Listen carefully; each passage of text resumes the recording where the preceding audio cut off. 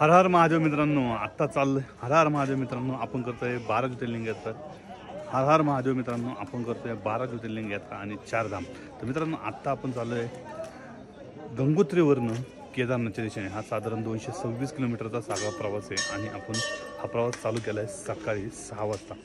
6 वाजता आपण झोपलो होतो तिथेच असलेल्या गंगोत्रीच्या बेस कॅम्पला आणि तिथून निघालो आहे आता आपण केदारनाथच्या दिशेने. तर मध्ये एका ठिकाणी येऊन थांबलो आहे. तर छानपैकी थोडासा नाश्ता करायचा आहे. आता वाजले 9:30. तर मस्त नाश्ता बिस्ता करतो आहे आणि आजचा प्रवास फक्त प्रवास असणार आहे. त्यामुळे फक्त दिवसभर प्रवास प्रवास प्रवास. त्यामुळे सोनप्रायपर्यंत आपल्याला जायचं आहे. चाय ले लो. तर मित्रांनो, आम्ही घेतलं डोसा, यावेळी घेतली इडली, यांनी खाल्ल्यात पाव. अल्प उपहार नाही आहे, तर हा डायरेक्ट उपहार बरोबर जेवण पण आहे.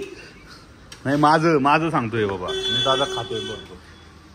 काय प्रायव्हेट मध्ये नाही आहे, माझं आपलं प्रायव्हेट मध्ये त्यामुळे कसं आहे, थोडं पोटाला पण काय पाहिजे. तर मित्रांनो, आत्ता आम्ही पोहोचतोय गुप्तकाशीला आणि पहिल्यांदा गाडी पार्किंग केली आणि पार्किंग करून आता आम्ही करतोय स्नान त्या कुंडामध्ये त्या गुप्तकाशीच्या.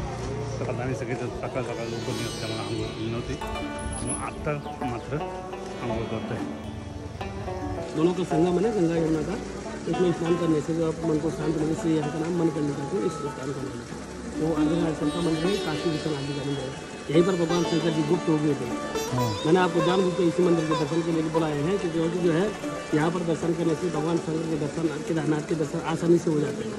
जब पांडव लोग जो है यहाँ पर पांडवों को महाभारत का युद्ध हुआ था, तो महाभारत के इसमें पांडवों ने अपने ही भाइयों को मारा था, गुरु को मारा था, और अर्जुन खोजने आए थे यहाँ पर माता पार्वती और भगवान शंकर जी को देख करके गुप्त हो गए थे.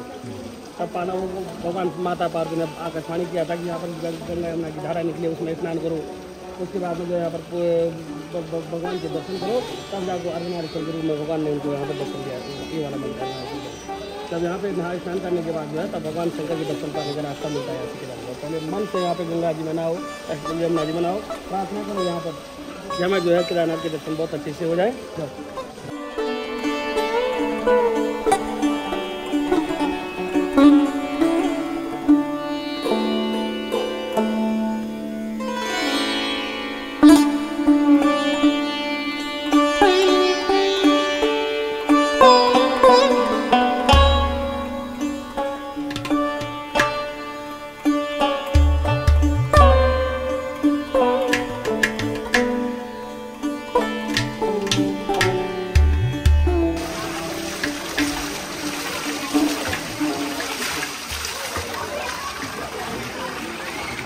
मित्रांनो, फायनली आम्ही सगळ्यांनी स्नान केलं या कुंडामध्ये. यमुनाजी आणि गंगाजी यांच्या हे असलेलं जल यांनी आम्ही आंघोळ केलेली आहे, परंतु थंड इतके आहे पाणी ते प्रमाणाच्या बाहेर. संपूर्ण खरं तर सगळं एरियात थंड आहे, पाणी पण थंड असणार आणि असं आहे. त्या पद्धतीने आम्ही आता आंघोळ करून घेतलेली आहे इथं छानपैकी आणि आता जातो दर्शन. आता आपण दर्शनाला जायचं आहे आतमध्ये. मंदिर बघा सेम आपल्या केदारनाथसारखंच आहे, कारण की केदारनाथचं मंदिर आणि हे मंदिर सेम आहे. त्याचा मागे एक इतिहास आहे. तर हे आहे गुप्तकाशीचं मंदिर, ज्याचं दर्शन करून गेल्यानंतर वरती केदारनाथाचं दर्शन लवकर होतं असं म्हटलं जातं. छान दर्शन झालं. पूर्ण प्रदक्षिणा मारतोय मंदिराला.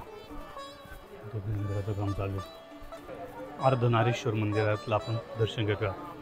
या मंदिराच्या शेजारीत असलेले मंदिर आहे.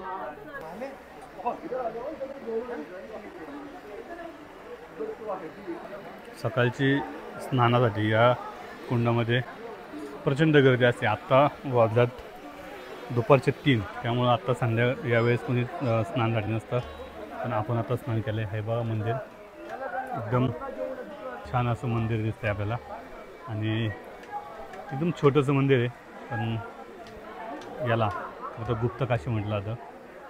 काशी विश्वेश्वराचं मंदिर म्हटलं ते चालेल. आणि असा हा सगळा परिसर आहे. दर्शन वगैरे एकदम व्यवस्थित झालं आहे.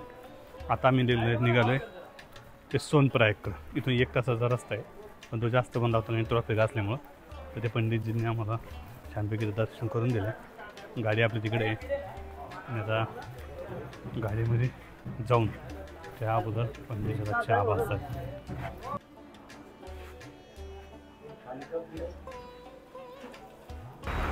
फायनली पोहोचलो आम्ही शेतापूरच्या अलीकडे. ट्रॉफिक भरपूर आहे, त्यामुळे आम्ही इथंच असलेल्या एका रूममध्ये, एका हॉटेलमध्ये आता रूम घेतलेली आहे. कारण की ट्रॉफिक बघू शकताय, साधारण 2 ते 3 किलोमीटर ट्रॉफिक ऑलरेडी आहे. तर आता आपण इथंच आराम करतोय. हे बघा ट्रॉफिक माहिती दिसन, ही सगळी ट्रॉफिक आहे पुढं. तर आम्ही आता फायनली इथं रूम घेतला आहे. 2,500 रुपये सांगितले होते, बार्गेनिंग केली, 1,500 रुपयाला त्यांनी रूम आपल्याला दिलेली आहे. आम्ही सगळेजण आता रूममध्ये आराम करतो जाऊन. हे बघा इथं अशी रूम आहे आपली. हे रूम, सामान ठेवलं इथं. चला बरी 1,500च्या मानाने 4 जणांची सोय होती छानपैकी. आणि समोरच मार्केट सुरू आहे. जरा फ्रेश व्हायचं आणि खाऊन येऊ काहीतरी. भूक लागली, दुपारवर जेवलो नाही घाटामुळं. घाटाचं प्रॉब्लेम नको हॉटेलला जेवायला. दिसतंय योगेश इथंच बघायला, नाही पुढचं बघ. फायनली मित्रांनो, हा ब्लॉग आपण इथंच संपवतोय. कारण की सकाळी लवकर उठून जायचे केदारनाथच्या दर्शनाला.